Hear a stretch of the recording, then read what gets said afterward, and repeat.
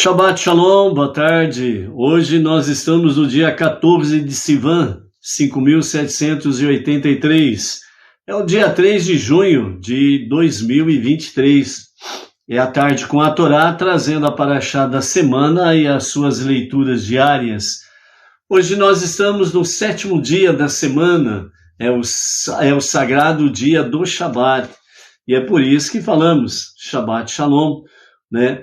Um Shabbat com paz, de paz em paz, na sua vida, na sua família, nas suas comunidades e aonde você estiver presente. Então, Shabbat Shalom. E nós estamos aí no 7º dia da semana, e isso significa que nós estamos na nossa 7ª aliá da paraxá da semana. Então, hoje nós vamos concluir a nossa paraxá semanal, Nassô, levanta, né? Levanta está conectado com a questão do tabernáculo, levantar o tabernáculo e seguir em frente diante do deserto, no meio do deserto, seguir em frente diante das adversidades da vida, das lutas, né? Das aflições e bem como também seguir em frente diante dos conflitos que nós temos pela frente. Em tudo, nós temos que seguir em frente. Parar significa atrasar. Voltar atrás significa derrota. Em frente é o caminho realmente da persistência, perseverança, na certeza, na viva esperança de que a terra prometida está ali na frente. Então, como disse Deus a Moshe, diante do mar de juncos, onde estava ali à frente o mar de juncos e atrás estava o exército do faraó e o povo egípcio que estava seguindo com más intenções com referência ao povo judeu. Mas Deus disse a Moshe, é o momento de seguir em frente, é o momento de marchar, é o momento de desbravar. E é por isso que Nachshon foi o primeiro a lançar-se realmente diante do mar, adentrando no mar revolto, para poder realmente vencer esse obstáculo, né? Os conflitos interiores, será que vai dar certo, não vai dar certo? É de fato para seguirmos em frente ou não? Então, diante dos conflitos, diante das aflições internas, Nachshon, um descendente da tribo de Erudá, a tribo dos príncipes do reinado. Então ele lançou-se, porque um rei, ele dá o exemplo, ele segue em frente. A liderança tem que dar o exemplo, seguir em frente. E nesse sentido, então, Nachshon, ele colocou-se em marcha, ouvindo a voz de Deus através de Moshe. Então ele seguiu em frente. E seguindo a voz de Deus, a vitória já está garantida. Os obstáculos são apenas realmente situações e momentos que enfrentamos para que nós possamos realmente estar firmando a nossa fé e a nossa confiança naquele que é um e único, indivisível e incorpóreo, que não nasceu, nem morreu, nem ressuscitou. O único Deus, o único Criador, o único Redentor e Salvador. Neste nós podemos confiar, neste nós podemos ter a viva esperança de que a nossa fé jamais será malograda. Então, é seguir em frente, é no deserto, é Bamidbar, é a viagem diante de muitos perigos, mas não estamos sozinhos, Ele está conosco. Então, por isso, né, os momentos são difíceis, a jornada é complicada, não restam dúvidas, mas nós precisamos seguir em frente baseados em fatos, não em emoções. Nossa fé, vamos ver daqui a pouco Maimônides falando conosco, né, sobre a questão que o nosso mover de fé, confiança no eterno, são baseados em fatos, em fatos reais, não em emoções. A nossa fé, a nossa confiança em Deus, ela não está alimentada ou alicerçada em milagres, mas está alicerçada em fatos, fatos reais, porque fatos reais, além de serem questionáveis, eles permanecem para sempre. E muitas vezes, emoções e milagres são coisas que muitas vezes estão conectadas até mesmo com situações em que não trazem sustentação. E por isso, quando as pessoas seguem, entre aspas, uma fé baseada em emoções e milagres, logo elas se frustram. Por quê? Porque na hora que não acontece algo emocional ou algo de milagre, então ela fica frustrada, se sente derrotada, desanima e assim volta atrás. E aí fica a sua situação pior do que antes. Então, por isso, a fé monoteísta com fundamento judaico e orientação rabínica, ela é de fato baseada em fatos. E é isso que nós vamos ver daqui a pouco, sobre ouvir a voz de Deus e sobre a questão daquilo que Maimônides fala para conosco dentro desse campo que está conectada com fundações da Torá, que nós vamos ver ali no capítulo 8 de Maimônides, né? Que declara sobre essas questões também. Então, amados, a nossa jornada monoteísta, ela precisa estar realmente aqui, ó, na nossa alma divina, no nosso intelecto, né, analisando de fato, né, os acontecimentos, e baseados nos fatos é que nós vamos alicerçando cada vez mais a nossa jornada monoteísta, né? Temos aí principalmente provérbios, né, de Salomão, que falam que as emoções é algo fútil. Eclesiastes nos fala também, né, que é outro livro escrito por Salomão, além de Provérbios, né, Michelet, e Eclesiastes, né, Kohelet, nos fala sobre as próprias emoções, que também é uma vaidade, é coisa vã, né? Hoje eu estou legal porque eu amanheci bem. Hoje não estou legal porque não amanheci bem. São emoções que sobem e descem, enquanto que a fé baseada em fatos, ela permanece no equilíbrio saudável. E é isso que nós precisamos manter, né? Então nós não podemos nos enganarmos, né? Porque a questão de enganar a si mesmo é um risco que nós corremos diariamente, né? Muitas vezes as pessoas se deixam levar por emoções, algumas situações, e aí fica baseado a sua fé nesse sentido. E daqui a pouco acontece alguma coisa que não é do seu agrado, e ela desanima, desiste da sua jornada monoteísta. E é exatamente isso que Maimônides e os ensinamentos da Torá, através dos 5 livros, né, mais as 7 leis de Noa e as suas ramificações, vem nos fortalecer realmente. Emuná e bitachon, fé e confiança, para que nós possamos estar seguindo nesta jornada. Então hoje, 7º dia da semana, nós vamos concluir a nossa Parashá Nassô, né, que está ainda no capítulo 7, e nós vamos aí do verso 7, a partir do versículo 67 até o 89, para encerrar a nossa Parashá de hoje, desta semana, ok? Hoje na história judaica nós temos aí, né, hoje é dia 14 de Sivan, 5.783, e no calendário gregoriano, 3 de junho de 2023. Então hoje, na história judaica, né, os livros judaicos são poupados da destruição no ano de 1510. Em 1509, o imperador Maximiliano, da Alemanha, ordenou que todos os livros judaicos nas cidades de Colônia e Frankfurt, sobre o Main, fossem destruídos.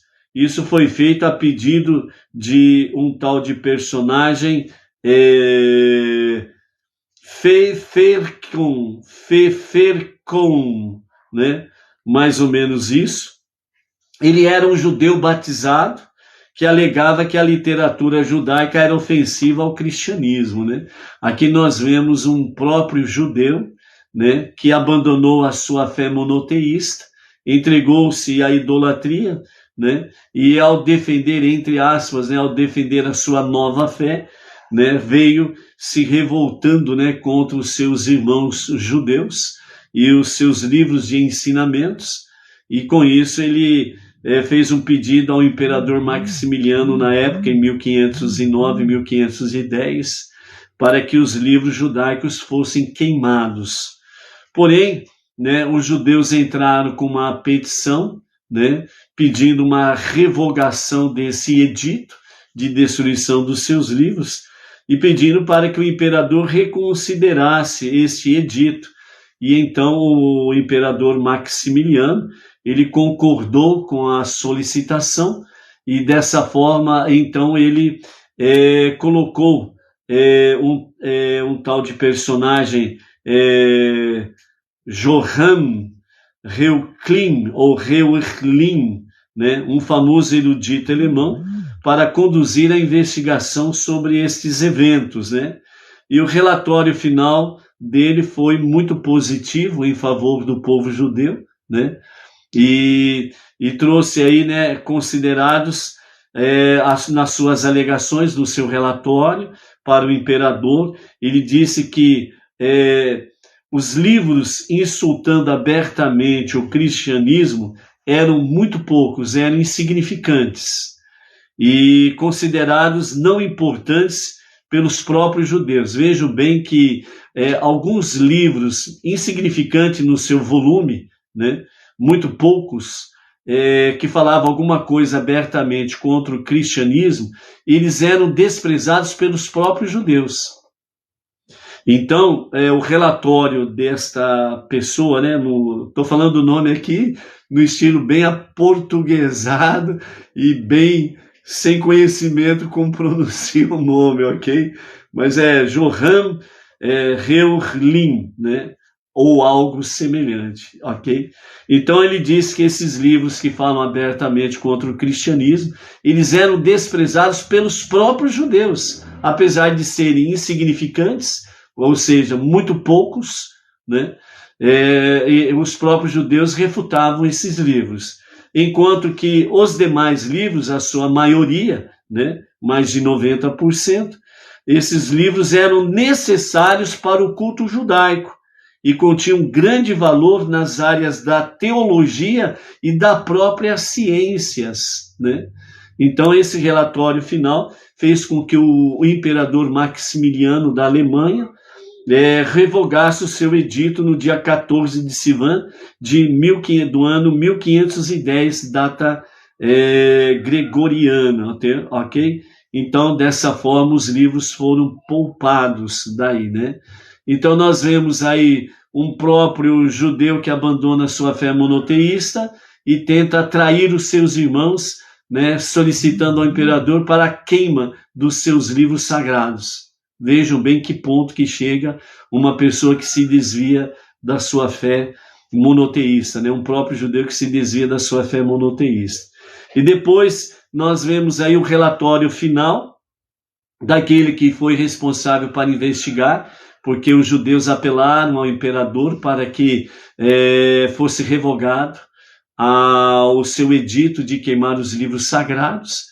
E no relatório final, então, o investigador da ação, ele fala que os próprios judeus, eles também ignoravam, eles menosprezavam os livros pouquíssimos que falavam alguma coisa abertamente contra o cristianismo.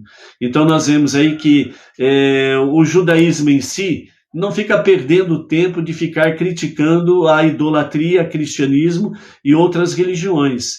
É algo que os Beneinor precisam aprender, né, dentro desse aspecto aqui. Não tem que ficar perdendo tempo de ficar criticando os idólatras e outras religiões. Tem coisa mais útil e mais nobre para ser feita, ok? Então essa é uma realidade aí. E dessa forma aí, então, né, o edito foi revogado, porque o que era mais importante para os judeus eram os livros sagrados que ajudavam no seu culto, na sua fé, na sua confiança em Deus, e era isso que eles valorizavam, né? Então, por isso, nós temos aí, vejam bem, o que Baal Shem Tov, ele nos fala aqui para somar a essa data aqui, né? O nosso Rebbe Menachem Mendel, né, que é o líder máximo espiritual da nossa geração, então ele cita Baal Shem Tov dizendo assim, Baal Shem Tov ensinava que em tudo o que uma pessoa vê ou ouve neste mundo, deve encontrar um ensinamento sobre como o homem deve servir a Hashem, como o homem deve servir o Eterno. Na verdade, este é todo o significado do serviço de Deus. Então, uma coisa que nós, Bnei Noach, precisamos aprender, em vez de ficar perdendo tempo, de ficar criticando idolatria, os idólatras e outros segmentos religiosos, procure fazer o que Baal Shem Tov, o próprio Rebbe Menachem Mendel cita Baal Shem Tov.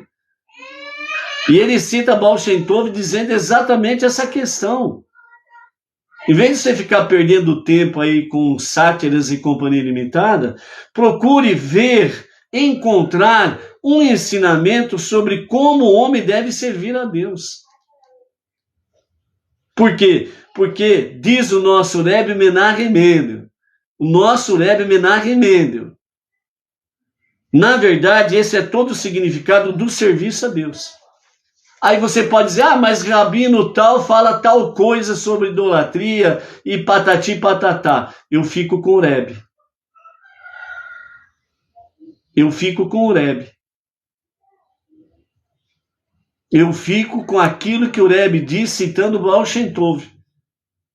Nós precisamos olhar para as pessoas, sejam elas na idolatria ou qualquer segmento religioso, fora do monoteísmo com fundamento judaico e orientação rabínica, nós precisamos ver naquela pessoa alguma coisa útil para que possamos fazer com que esta questão positiva que tem naquela pessoa seja valorizada e possa brotar nela uma visão de fé, de confiança no soberano, único Deus, o único Criador, o único Redentor e Salvador, como que ele pode servir a Deus. Isso é fundamental para que nós possamos expandir o monoteísmo, para que nós possamos expandir a unidade e a unicidade de Hashem, e não ficar perdendo tempo aí com larari e lararai, entendeu? É isso daí. Então, é assim que os nossos amados, o nosso amado irmão judeu, nos dias do imperador Maximiliano, venceu uma batalha nesse sentido, da tentativa de destruir os seus livros sagrados, né? Então isso é importante aí. A ética dos pais, o Pirkei Avot, né, no capítulo 1, né, nos fala, é costume de muitas comunidades, né, e esse é um costume rabádico, continuar o estudo semanal de um capítulo da ética do Pirkei Avot, um capítulo a cada tarde de Shabat durante o verão, né, do Pirkei Avot, até o Shabat anterior a Rosh Hashanah. O primeiro ciclo de 6 semanas é completado nos 6 Shabatot, entre Pesach e Shavuot. Esse Shabat sendo o primeiro Shabat após Shavuot, né, estudamos um capítulo de cada vez, aí é um dos costumes dentro do mundo judaico aí, ok? Uma outra questão para somar a esse dito, né, desse princípio da nossa live aqui, né, o rabino Jonathan Sacks, né, que era considerado, ele foi, né, realmente um lord na Inglaterra, né, reconhecido pelo reinado da Inglaterra, e ele foi, né, foi reconhecido e foi consagrado como um lorde, né, da Inglaterra, um rabino lorde, né, de abençoada memória, né, e ele foi também por muito tempo o rabino-chefe da comunidade britânica judaica ali na Inglaterra, ok? Então, ele traz para nós uma questão muito interessante dentro desta visão.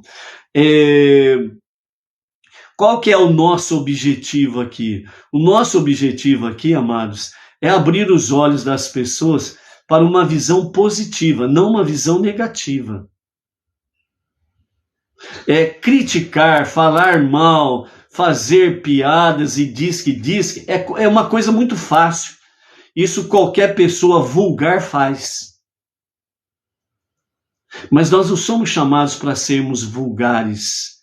Nós somos chamados para sermos nobres. Essa é a questão. É isso que faz a diferença de você ser uma pessoa nobre ou uma pessoa vulgar. É aí que está a diferença.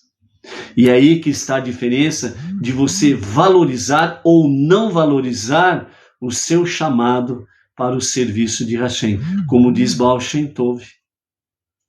É sempre olhar de uma forma positiva para ver realmente que aquela pessoa, o seu próximo, como ela pode servir o Eterno.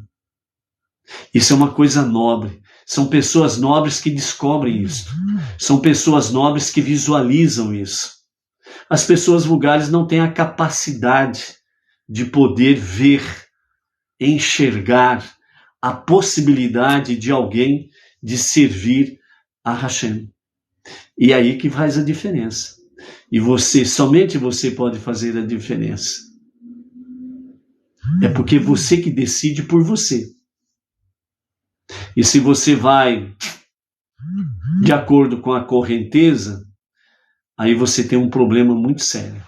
Mas veja bem o que o nosso rabino de abençoada memória, Jonathan Sacks, o rabino Lorde da Inglaterra, o que ele nos fala sobre a psicologia da Hassidut.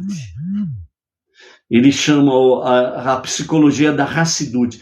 Ele resume toda a psicologia, ou de uma certa forma todo o mundo Hassidut, né? O mundo racídico, da seguinte forma. Ele lembra do nosso Rebbe numa certa ocasião. Veja bem, amados, como que nós reconhecermos o nosso Rebbe Menachem Mendel como o líder espiritual máximo da nossa geração é muito importante, porque os rabinos de profundo conhecimento de Torá, de Kabbalah, Mishnah, Talmud e Companhia Limitada, né, sempre vão em conexão com o Rebbe.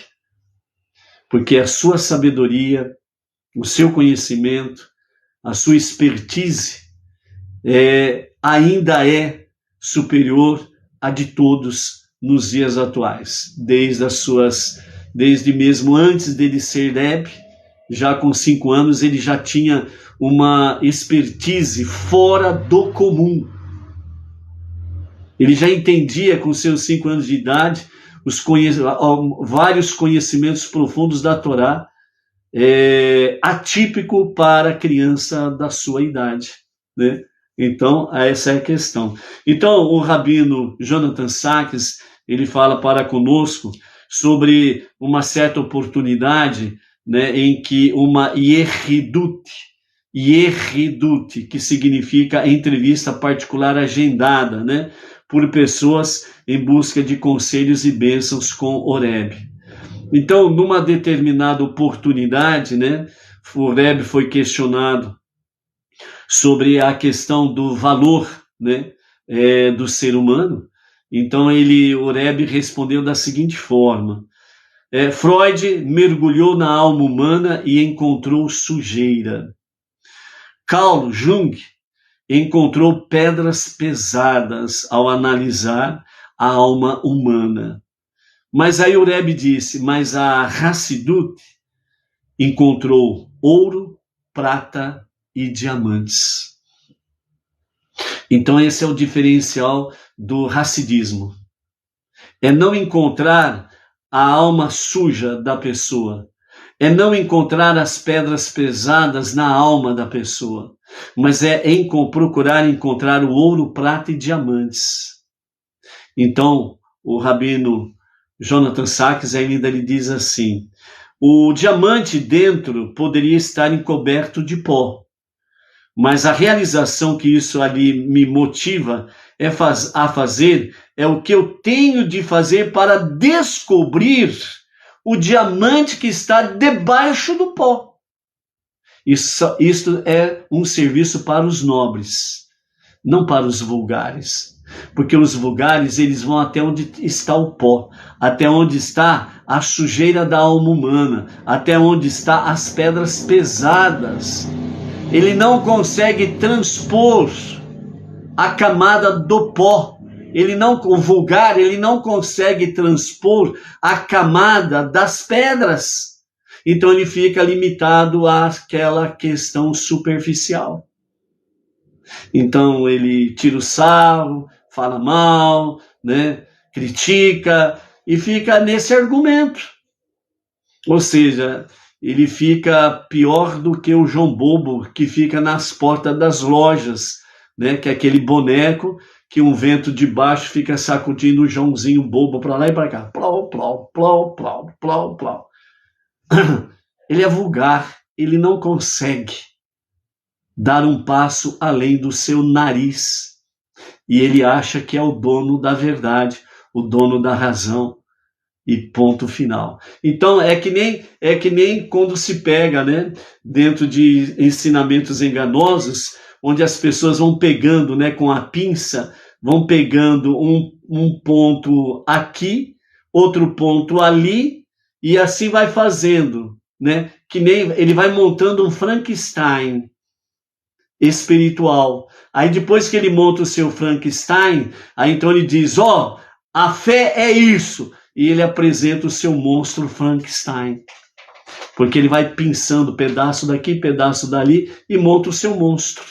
E muitas vezes o Benigno, ele pega com uma pinça algo que foi dito por um rabino ali, algo que foi dito ou está escrito no lugar acolá, e ele também monta o seu monstrinho Frankenstein, e ele fica naquela vulgaridade e não passa daquilo. É semana após semana na mesma vulgaridade. Todo dia a mesma coisa, a mesma vulgaridade. E se você continua com isso, e você continua nessa roda, você está dentro daquele Salmo número 1. Daqueles que não são chamados de bem-aventurados, que não se assentam na roda dos escarnecedores. Você é um escarnecedor. Você não sai da sua vulgaridade e não passa para o passo seguinte, que seria de sermos nobres. Este é o nosso chamado. Então o rabino Jonathan Sacks, ele continua dizendo assim, a maioria das pessoas olha para outras e vê aquilo que elas parecem ser. A maioria das pessoas são as pessoas vulgares. Olha para as pessoas e vê o pó, vê as pedras e se limita apenas àquilo. Critica somente aquilo. Pessoas mais notáveis, ou seja, pessoas que já estão indo para um nível de nobreza, certo? Olham para outras e veem o que elas são. Então, esse daqui é um nível em que as pessoas elas tentam ser nobres, mas enquanto elas continuarem olhando para as pessoas, né? Olhando para elas e veem o que elas são, que também fica limitado ali, né? Adentra um pouquinho só na camada de pó e de pedras e para por ali. Então elas ficam limitadas também a vendo as pessoas o que elas são, né? E não vê algo melhor. Agora, o nosso rabino Jonathan Sacks, ele diz assim, o Rebbe olhava as pessoas e enxergava todo o seu potencial, além das pedras e além do pó. O que elas poderiam se tornar, ele via isso. E essa era a grandeza do nosso Rebbe. Quando você realmente reflete, faz a sua reflexão, sua meditação no nível espiritual do Rebbe, não tem quem não se emocione. E o nosso rabino Jonathan Sacks, ele traz com muita profundeza essa realidade da psicologia da Hassidut. O nosso Rebbe, Ele olhava as pessoas e enxergava nas pessoas o seu potencial. Ele não olhava para você e ficava limitado às pedras e ao pó. Ele olhava para você e olhava para você como ouro, como pedras de prata, né? E como diamantes. Por isso, quando lhe foi perguntado para ele uma certa feita, o Senhor não se cansa de ficar o dia inteiro aqui recebendo as pessoas, dando o seu dólar para as pessoas, falando, abençoando, aconselhando? O Senhor não se cansa de ficar o dia inteiro aqui? E ele simplesmente respondeu: quando se conta diamantes, a gente não se cansa. E quem eram os diamantes que ele estava contando ali? Você parou para pensar? Você parou para se auto-perguntar ou pesquisar? Não tinha só judeus. Tinha judeus, gentios, tinha pessoas do aspecto de vários partidos políticos, pessoas, governadores, até presidentes tiveram ali para estar com Horebe. Pessoas de vários e vários segmentos religiosos, pessoas que se declaravam até ateus. E todas elas, sem distinção, ele olhava para elas e ele via diamantes. Ele não criticava, porque ele não era vulgar, ele era nobre. E como diz o rabino Jonathan Sacks, essa era a grandeza do Rebbe. E se nós somos emissários do Rebbe através do da nossa liderança, Bnei Noach Brasil, o Rav Yaakov Gerenstad, que é um emissário do Rebbe, e se nós somos emissários do nosso Rav Yaakov Gerenstad, então nós somos também emissários do nosso Rebbe. Então a pergunta é: você segue os conselhos do Rebbe?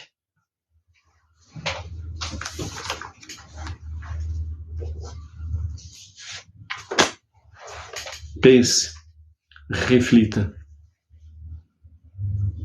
Não tire uma conclusão vulgar, mas tire uma conclusão nobre. E assim como você precisa ver nas pessoas o seu potencial de servir o Eterno, sirva o Eterno com o seu potencial. Não se deixe ser vulgarizado o seu serviço a Hashem. Ok? É isso daí, amados.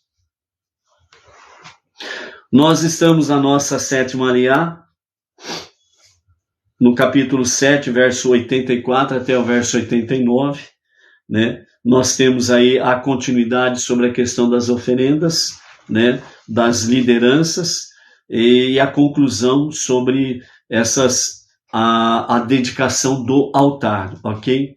E depois, né, no último verso, né, do nosso capítulo 7, verso 89, nós temos aí sobre a comunicação divina, né?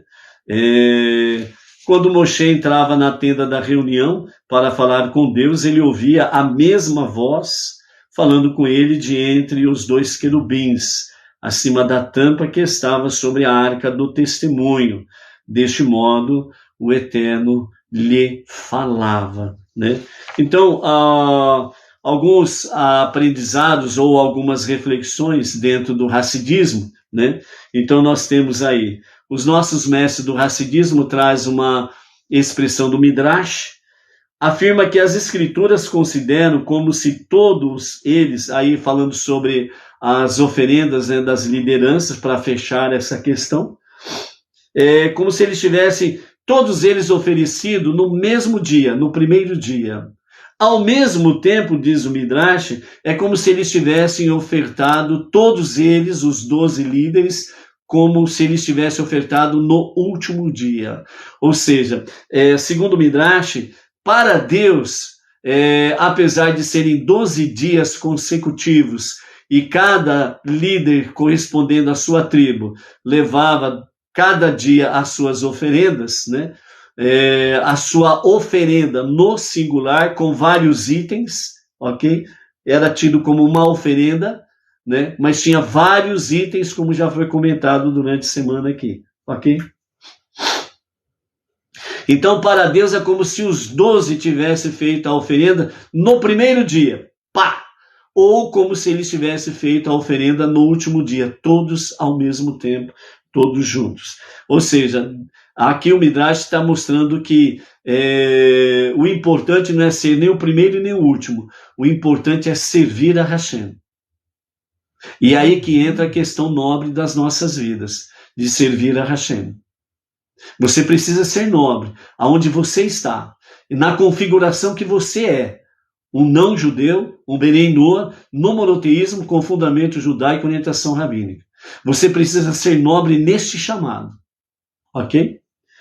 A qualidade superior do último dia sobre aqueles que o precedem, incluindo o do primeiro dia, é que o último dia o altar se tornou consagrado de fato.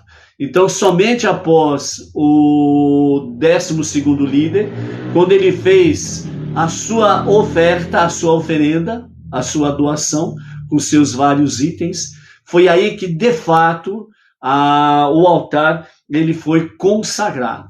Enquanto não completou com o 12º líder, o altar não estava consagrado, literalmente falando. Então, por isso, para Deus é como se os 12 tivessem feito a oferenda no 12º dia, né? Porque a oferenda para Hashem, do primeiro dia até aquele momento, 12º dia, para Hashem continuava sendo uma oferenda do dia. Então, por isso, no 12º dia, o último dia, foi de fato consagrado o altar. Então, não é meramente na esfera do potencial ou possível. Assim, alguém poderia pensar que, como somente uma das tribos mereceu trazer a sua oferenda no último dia, apenas um dos 12 caminhos espirituais que as tribos representam é verdadeiramente relevante no efetivo serviço de Deus. Então, alguém poderia pensar que a última tribo seria ela, de fato, a única, de fato, privilegiada dentro desse aspecto aí, né? Então, a última tribo, no caso, foi a tribo de Naftali, então seria ela a única e exclusiva. Não é isso que o Hassidismo traz para nós. O que o Hassidismo traz para nós é que as 12 tribos representam exatamente 12 caminhos espirituais. São 12 níveis espirituais em igualdade de condições. E todos são valorosos para servir a Hashem. O que é os 12 caminhos da sabedoria ou dos caminhos espirituais para servir a Hashem? Representa exatamente o quê? Aquilo que nós comentamos durante a semana. A questão peculiar de cada tribo. Cada tribo tem as suas características e cada tribo tem os seus interesses de fazer a sua oferta, como nós vimos aí durante a semana. Então, esses 12 caminhos espirituais para servir a Hashem representam exatamente, sim, a sua característica, o seu jeito nobre. Não esqueça do detalhe, nobre, não no jeito vulgar. O jeito vulgar, ele não passa da porta para dentro dos caminhos espirituais para servir a Hashem. Ele bate na porta e cai de costa. É vulgar. Os caminhos espirituais são nobres, eles são consagrados. E nós precisamos adentrar dessa forma nobre. Certo? Então, representa exatamente o seu jeito de ser, as suas peculiaridades, em que você serve a Hashem. Ok? Para refutar esta ideia, o Midrash, né, daquela questão exclusiva, né? Eu sou exclusivo.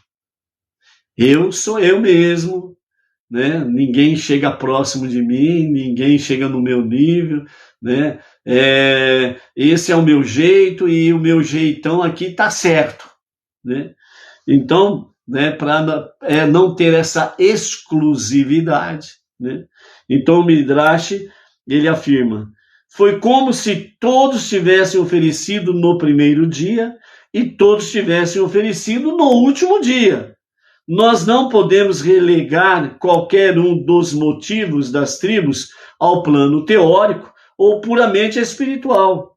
Todas elas são consideradas como se tivessem oferecido no último dia, quando o altar, de fato, tornou-se consagrado. Então, o nosso serviço a Hashem, ele precisa ser em união e em unidade. Certo? Nós não podemos servir a Hashem, um fala Manuel e outro fala Mané. Nós precisamos ter unidade e união para servir a Hashem. Entendeu? Então, se é para falarmos realmente, né, a mesma palavra, nós precisamos estar preocupados em seguir as orientações do nosso Rebbe, né, do nosso Rav Yaakov Gerenstad, que é a liderança Bnei Noah Brasil, ok? É nesse nível que nós precisamos estar e é nesse nível que nós precisamos viver o nosso dia a dia, seguindo as orientações dos nossos mestres, o Rebbe Menachem Mendel e o Rav Yaakov Gerenstad, que é a nossa liderança, ok? Ainda nessa questão aqui que nós temos para analisar, principalmente sobre o aspecto do versículo 89, quando Moshe entrava na tenda da reunião para falar com Deus, ele ouvia a voz falando com ele de entre os dois querubins acima da tampa que estava sobre a arca do testemunho. Deste modo, o Eterno lhe falava. Então, com os comentários de Rashi, fica, tendo a reunião, né, para falar com Deus, quando Moshe entrava, ele ouvia a mesma voz que escutara no Sinai. Ele não ouvia uma voz diferente. Ele não ouvia um outro tipo de voz. Ele ouvia a mesma voz que ele ouviu no Sinai. Isso significa que Moshe continuava ouvindo a voz do único Deus.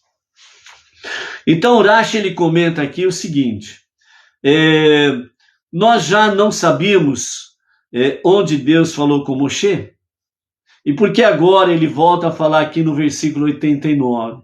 Então, Rashi traz aqui a seguinte questão. Há 2 versículos contraditórios registrados anteriormente na Torá. E um terceiro, que é o versículo 89, da nossa aliá de hoje, vem e os reconcilia os outros 2 versos. Os outros 2 versos estão em Vaikra, Levítico capítulo 1, verso 1, onde declara, Deus falou a ele da tenda da reunião, sugerindo que Deus falou de fora da partição, que separa o Santo dos Santos da tenda da reunião. Então, o primeiro versículo aqui, Levítico 1:1, Deus falou a ele da tenda da reunião, sugerindo que Deus falou fora da partição, fora do Santo dos Santos, com Moshe. Depois nós temos o segundo versículo, que é Shemot, Êxodo capítulo 25, verso 22, que está escrito, eu falarei com você de acima da tampa entre os 2 querubins, né? Da tampa da arca de dentro do Santo dos Santos. Então aqui, a aparente contradição que Rashi traz é que a voz de Deus falou fora do Santo dos Santos. E outro verso, a voz falou de dentro do Santo dos Santos. Certo? A parte mais sagrada do Mishkan e do templo em Jerusalém. Então aí, entra então o nosso versículo de hoje, o verso 89 do capítulo 7, né? Vem reconciliar esses 2 versículos. Então, Moshe entrava na tenda da reunião e ali ele ouvia a voz de Deus vindo de entre os querubins, acima da tampa, né? Então, nesse sentido aqui, o versículo vem reunir exatamente os dois versículos anteriores. De que forma? Que era a mesma voz que ele ouviu no Sinai. A voz que ele ouviu no Sinai foi fora do Santo dos Santos. Foi no Monte Sinai. E depois, quando ele vai, né, na presença da tenda da reunião, Deus fala com ele fora do Santo dos Santos e depois fala dentro do Santo dos Santos. E o versículo 89 vem e diz: quando Moshe entrava na tenda da reunião para falar com Deus, ele ouvia a mesma voz que escutara no Sinai, falando com ele de entre os dois querubins acima da tampa. Ou seja, a mesma voz, o mesmo Deus. Ou seja, não há outro Deus. Moshe não seguiu outro Deus. Ele permaneceu fiel ao único Deus que ele ouviu na sarça ardente, depois no Monte Sinai, depois no Santo dos Santos e fora do Santo dos Santos. Ele sempre ouviu a mesma voz que falava com ele. Ok? Então isso daí traz para nós, dentro do hassidismo, né, porque a Torá, ela aparentemente escreve 2 versículos contraditórios e precisa de um terceiro para reconciliá-los, né? Então, a Torá enfatiza aspectos distintos de uma mesma ideia, né? No caso dos 3 versículos, então, Rashi, ele discorre sobre a questão do primeiro versículo, capítulo 25, verso 22 de Êxodo. Eu falarei com você de cima da tampa. Foi dito entre os mandamentos de Deus para construir o tabernáculo em um contexto de revelação divina vinda de cima. Assim o versículo enfatiza a fonte da voz que Moshe escutou vinda de dentro dos Santos dos Santos. Então, no primeiro aspecto, né, a revelação da voz de Deus vinda de cima para baixo. Segundo aspecto, no versículo de Vaikra 1:1, né, Levítico capítulo 1, verso 1, Deus falou a ele da tenda da reunião. Foi dito isto em Rosh Chodesh de Nissan, o dia em que o tabernáculo foi construído e erigido, em um contexto da adoração do homem a Deus vinda de baixo.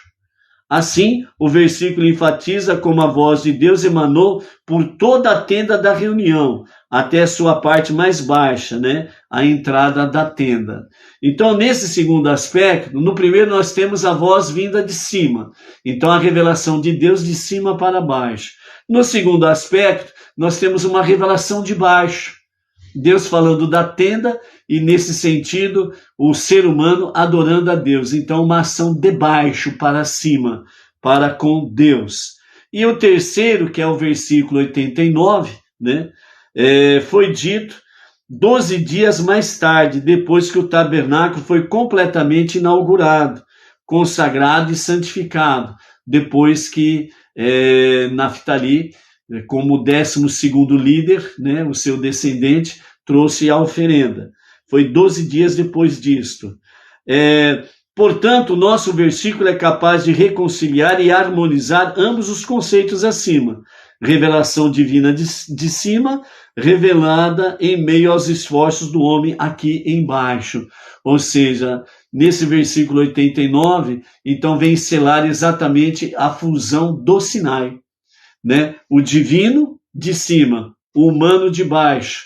Então vem a fusão, a harmonia entre Deus e o ser humano, o mundo espiritual e o mundo físico, vem se harmonizar. Então é nesse aspecto que fala realmente que Deus, quando Moshe entrava na tenda, Deus falava com ele dentro desse aspecto aqui. Nós temos aí, né, também o rabino Saraga Simons, né? Ele fala sobre a crença judaica, ela é baseada na revelação nacional, ou seja, a revelação do povo, para selarmos, né, esta nossa aliá de hoje. Das 15.000 religiões, ou mais, se assim tem, né, na história da humanidade, apenas o judaísmo baseia sua crença na revelação nacional.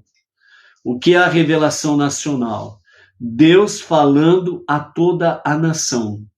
Se Deus está para iniciar uma religião, faz sentido que ele falará a todos, não apenas a uma pessoa.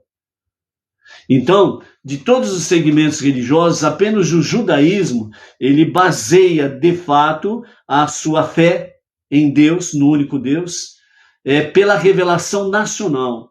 Deus, ele não falou apenas com uma pessoa, Deus falou com toda a nação. Diante do Monte Sinai, né, de 3 a 5 milhões de judeus ouviram a voz de Deus, viram a outorga da Torá, tomaram posse da Torá, dos 5 primeiros livros bíblicos, a Torá escrita e os seus ensinamentos através da Torá oral. Isso foi passado de geração em geração até aqui. Então, a crença judaica, ela é baseada numa revelação de Deus falando com a nação, não com pessoas em particular. Deus não tem esse critério. Porque a própria Torá fala que a boca de 2 testemunhas é válida, mas a boca de uma testemunha não é válida. Não é válida. Então, todo e qualquer segmento religioso que vem através de uma pessoa, diante de Deus não é válida. É invenção humana, é prática humana, interesses humanos que prevalecem nessa história toda. Somente o judaísmo baseia a sua fé na revelação divina a nível de nação. Porque todo o povo ouviu, viu e tomou posse realmente da Torá no Monte Sinai. O judaísmo é a única entre todas as grandes religiões do mundo, que não confia em reivindicação de milagres. É preciso ter milagre para eu acreditar. É isso que as religiões ensinam por aí. Se não tiver milagre, eu não aceito. É exatamente isso daí. Como base para estabelecer uma religião. Então as religiões, elas fazem isso, elas baseiam as suas normas no milagre. Milagre disso, milagre daquilo, que não sei o que lá. De fato, a Torá afirma que Deus às vezes concede o poder de milagres, até a charlatões. Justamente por quê? Porque lá em Deuteronômio, capítulo 13, verso 4, Deus responde essa questão. Ele fala ali exatamente que ele concede exatamente esse poder de milagres, entre aspas, né, para charlatães, para ver exatamente a lealdade do povo judeu. Se vai permanecer fiel a ele ou não. Ou se eles vão pelas emoções, se eles vão, entre aspas, né, pelos milagres, então eles correm atrás de pessoas que, entre aspas, praticam, entre aspas, milagres. Então Deus permite isso para ver a lealdade do seu povo judeu. E todo não judeu que abraça o monoteísmo com fundamento judaico e orientação rabínica, ele anda ombro a ombro dentro do judaísmo, com estilo de vida judaica, realmente não sendo conduzido por milagres, mas por fatos. No Monte Sinai, de 3 a 5 milhões de judeus viram, ouviram e tomaram posse da Torá, os 5 primeiros livros da Bíblia. O que Maimônides fala sobre isto? Então Maimônides declara no seu escrito Fundações da Torá, capítulo 8, da seguinte forma: os judeus não creram em Moshe, nosso mestre, por causa dos milagres que realizou. Sempre que a crença de alguém baseia-se na contemplação de milagres, tem dúvidas remanescentes, porque é possível que os milagres tenham sido realizados através até mesmo de magia ou feitiçaria ou qualquer coisa semelhante. Entre aspas, né? Quantas pessoas aí que apregou a milagres, mas só foi ver aí uma pandemia, todo mundo se escondeu. Cadê os milagreiros? Entendeu? Cadê os milagres? Pessoas que ficam aí apregoando que cura câncer, que cura AIDS, que cura isso, que cura aquilo, patati, que até ressuscita morto, levanta aleijado, faz surdo ouvir e cego ver, né? Mas aí apareceu uma pandemia aí, mostrou a realidade diante de todos. Todo mundo se escondeu, as portas dos seus templos se fecharam, todo mundo ficou escondido. Um medo de chegar perto um do outro. Mas cadê os milagres? Entendeu? Então, os milagres, entre aspas, né, estão muito conectados com as próprias emoções das pessoas, né? Então, muitas vezes as pessoas veem aquilo que querem ver, né, do seu interesse, não realidade. Todos os milagres realizados por Moshe no deserto aconteceram porque foram necessários e não como prova de sua profecia. Então, os milagres que aconteceram não foram para afirmar Moshe como o mestre e o profeta do povo judeu. Foi necessário acontecer devido ao momento, à situação que estava sendo vivenciado, mas não para servir de base para a fé monoteísta, e nem para acreditar em Moshe como o profeta de Hashem, o profeta do Eterno. Qual era então a base da crença judaica? A revelação no Monte Sinai que vimos com os nossos olhos e ouvimos com os nossos ouvidos, não dependendo do testemunho de outros, como está escrito, face a face, Deus falou com vocês. Tal, a Torá também declara, Deus não fez esta aliança com nossos pais, mas conosco, que hoje estamos todos aqui, vivos. Deuteronômio, capítulo 5, verso 3. Né? Os nossos pais estão falando exatamente do quê? Dos patriarcas, das matriarcas, que não estavam ali no Monte Sinai. Mas aí, Deuteronômio, capítulo 5, verso 10, diz, mas Deus está fazendo essa aliança conosco, que hoje estamos todos aqui, vivos, diante do Monte Sinai. E isso foi passado de geração em geração. E vejam bem que a Torá honra. A palavra dita por duas testemunhas é válida, mas teve de 3 a 5 milhões de pessoas que testemunharam isso.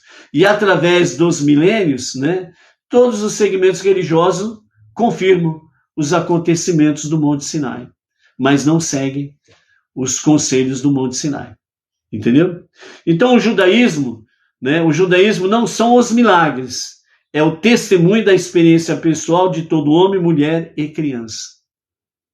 Então, por isso, a fé monoteísta com fundamento judaico e orientação rabínica, ela é baseada nos fatos que são reais e não em coisas transitórias.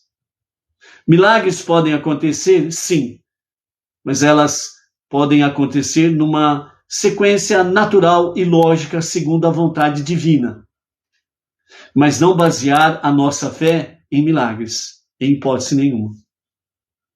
A nossa fé ela se baseia exatamente nesse testemunho do Monte Sinai, porque esse testemunho do Monte Sinai é o que tem prevalecido, permanecido desde há 3.335 anos, que nós tivemos Shavuot, a outorga da Torá recentemente, recordando este fato, que aconteceu há 3.335 anos.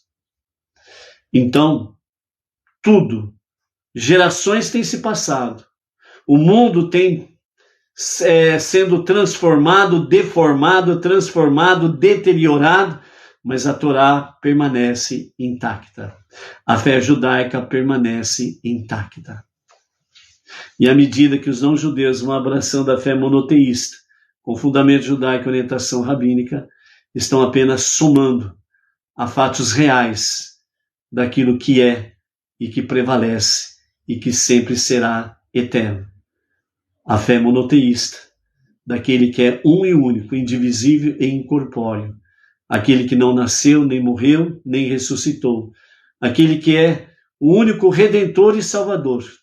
Fora dele não há Deus, fora dele não há salvação. Então, por isso, amados, que Mashiach vem a qualquer momento mesmo para a redenção final, onde estará sarando, curando os 4 reinos. E então, realmente, todos os povos, né, como diz o Salmo 86, todos os povos virão e adorarão o único Deus, a partir de Jerusalém, a partir de Mashiach, que estará reinando na redenção final, e todos estarão ombro a ombro com o povo judeu, servindo ao único Deus, o Deus do Monte Sinai. É isso que prevalece, é isso que permanece. Baruch Hashem. A Havidalah acontecerá às 18h04, ok? E desde já desejamos aí aos amados, né, e os seus familiares e todas as comunidades Bnei Noach, né, Shavuot Tov, uma nova semana realmente para servir a Hashem de forma nobre. Seja você uma pessoa nobre, sirva a Hashem com nobreza todos os momentos da sua vida, porque você é que estará saindo, ganhando e muito diante desta realidade. Seguindo os ensinamentos do nosso Rebbe, seguindo os ensinamentos do nosso Rav Yaakov Gerenstad, a nossa liderança, nós estamos no caminho certo. Monoteísmo, com fundamento judaico e orientação rabínica. Shalom, Shabbat Tov, até amanhã com a graça de Hashem.